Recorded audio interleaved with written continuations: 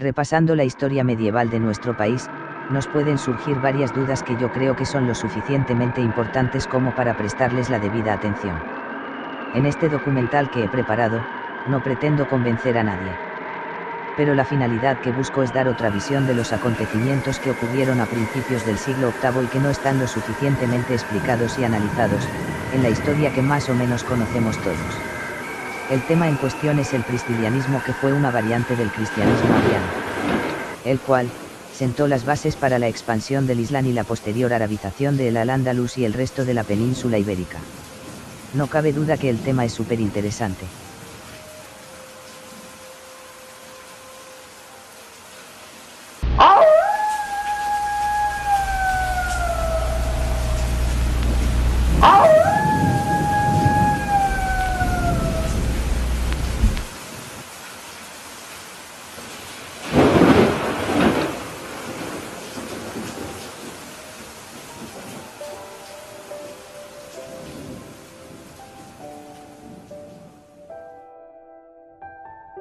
Si en el año 714 España se había convertido al Islam, si no toda, al menos una gran mayoría, ¿cómo es que en el año 846 los obispos andaluces no conocían nada de este gran acontecimiento? Esta pregunta, a priori fácil de contestar, ha sido motivo de numerosas controversias entre historiadores e investigadores. Vamos a analizar por qué. Pero para ello nos tenemos que remontar a los inicios del cristianismo. Veamos.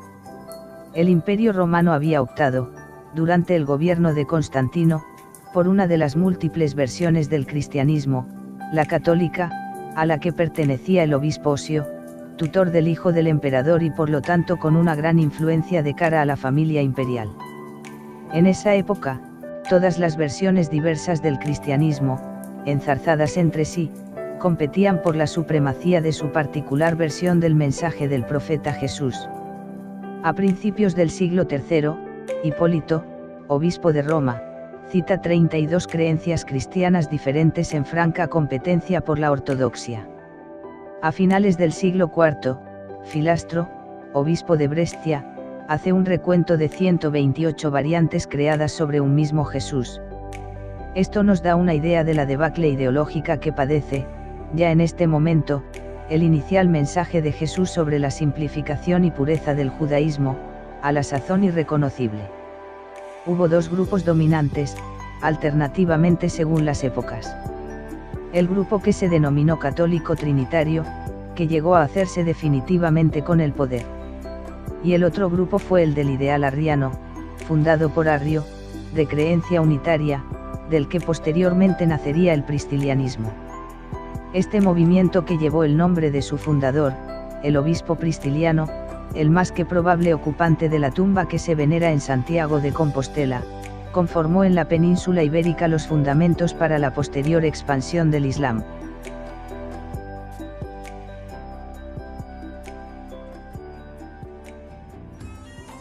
El grupo católico, como todo el mundo sabe, mantiene la creencia de un Dios, uno y trino, como misterio de fe, mientras que los arrianos, hoy extinguidos por la persecución o integrados en su momento en el Islam desde el movimiento pristilianista, mantenían la creencia en la unicidad del principio creador.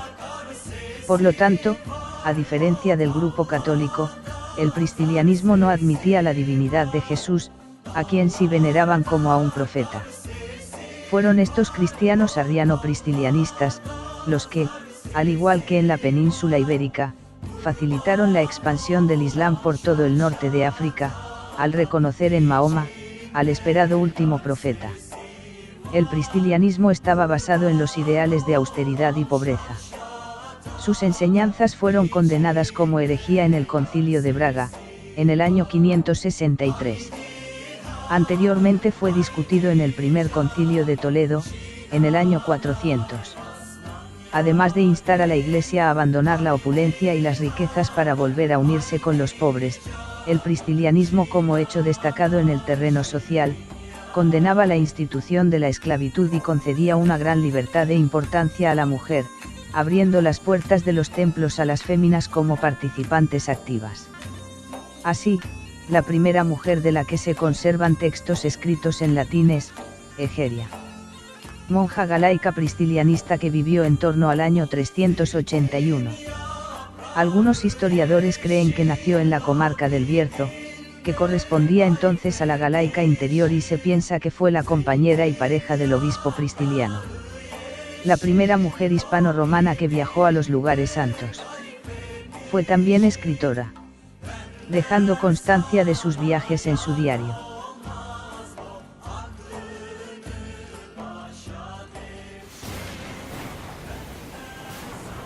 El pristilianismo recomendó la abstinencia de alcohol y el celibato, como un capítulo más del ascetismo, pero no prohibió el matrimonio de monjes ni clérigos, utilizó el baile como parte de la liturgia y se negó a condenar algunos apócrifos y pseudoepigráficos prohibidos como el libro de Enoc, que interpretaban en forma alegórica. Los detractores de Pristiliano y sus ideas lo han acusado de múltiples pecados e impiedades, como que negaba el dogma de la Trinidad y defendía una concepción unitaria. Dicen que afirmaba que los ángeles y las almas humanas eran, en esencia, de la misma sustancia que Dios. Afirman además, que negaba la encarnación del Verbo, atribuyendo a Jesús un cuerpo solo aparente. Marcelino Menéndez y Pelayo en Historia de los heterodoxos españoles afirma, no cabe dudar que los pristilianistas eran antitrinitarios y, según advierte San León, y con él los padres bracarenses abelianos no admitían distinción de personas, sino de atributos o modos de manifestarse en la esencia divina, tanquam eidem Deus nunc peitar, nunc filius, nunc spiritus sanctus nominetur. Una puntualización. En el siglo XII, el catarismo que se instaló en el sur de Francia, zona conocida como el Mediodía y perteneciente entonces a la Corona de Aragón, fue una doctrina idéntica a la de Pristiliano, de la época de los visigodos en Hispania, que por cierto, fueron aniquilados al igual que los arrianos por la Iglesia Católica. Guerras seculares internas. Parece increíble, pero fue así.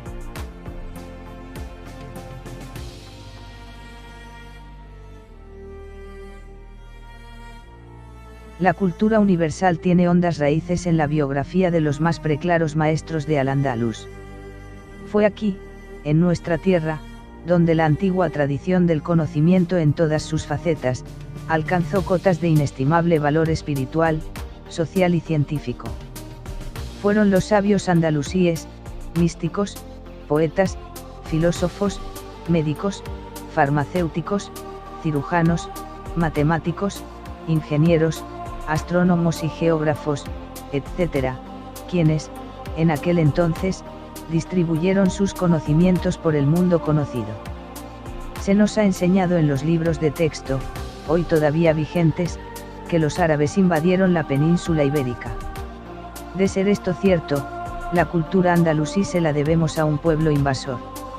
El historiador Ignacio Olagüe, cuya obra en un tiempo fue secuestrada o retenida, tras una laboriosa labor de investigación en archivos nacionales y bibliotecas particulares, escribió un tratado sobre la historia de Al-Ándalus. En él demostró, sin lugar a dudas, que España nunca fue invadida por los árabes.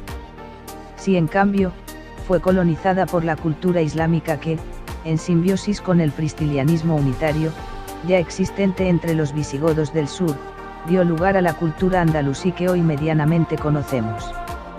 El trabajo de Olagüe es tan completo que, pese al escándalo que esta afirmación pueda provocar, no deja lugar a dudas sobre sus afirmaciones.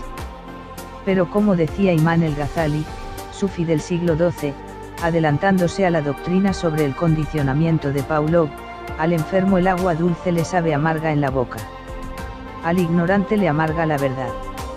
A partir de nuestra labor podemos afirmar, por lo que hemos podido saber, que hacia el año 680, el Concilio de Toledo en sus actas, se refiere a Tánger como la provincia tingitana, perteneciente al arrianismo visigodo.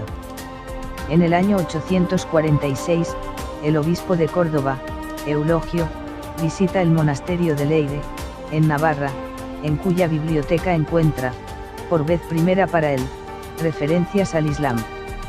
Rápidamente envía cartas a su correligionario, el obispo de Sevilla, Juan el Hispalense, quien a su vez comunica el evento al obispo de Málaga.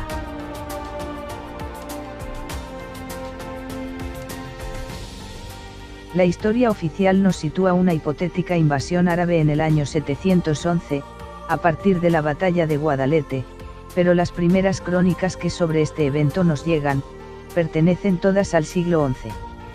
Según la historia oficial, unos 3.000 árabes invadieron España en el 711, y en el 714 la habían conquistado y convertido mayoritariamente al Islam.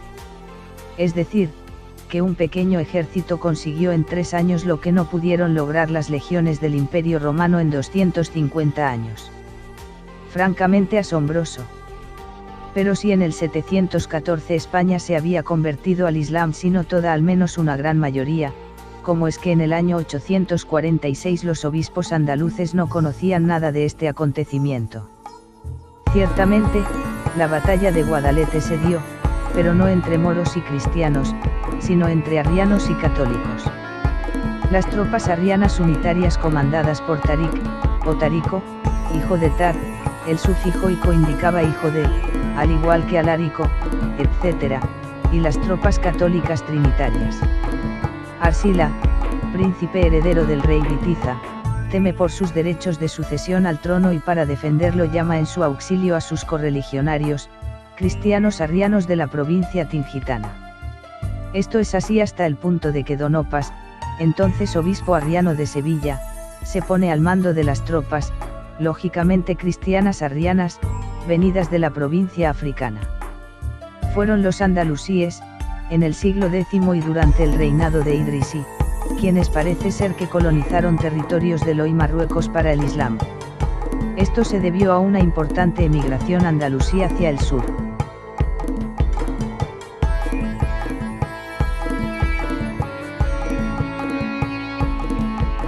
Un buen broche final para esta fantástica historia podría ser el siguiente. Si bien es cierto que nuestra península recibió individuos de etnia árabe, al igual que recibió a tantos otros de diversas etnias, no hubo en cambio una invasión propiamente dicha, ni una cultura que nacida en la lejana Arabia se nos impusiera por la fuerza. El arrianismo, en el norte de África y en el sur de la península ibérica, estaba preparado para recibir el Islam. Al-Ándalus fue artífice de su propia cultura y la cuna de otras muchas, y los andalusíes son sus legítimos herederos. Gracias a este hecho, la cultura universal se nutrió de los frutos que aquí, en nuestra tierra Andalucía, crecieron.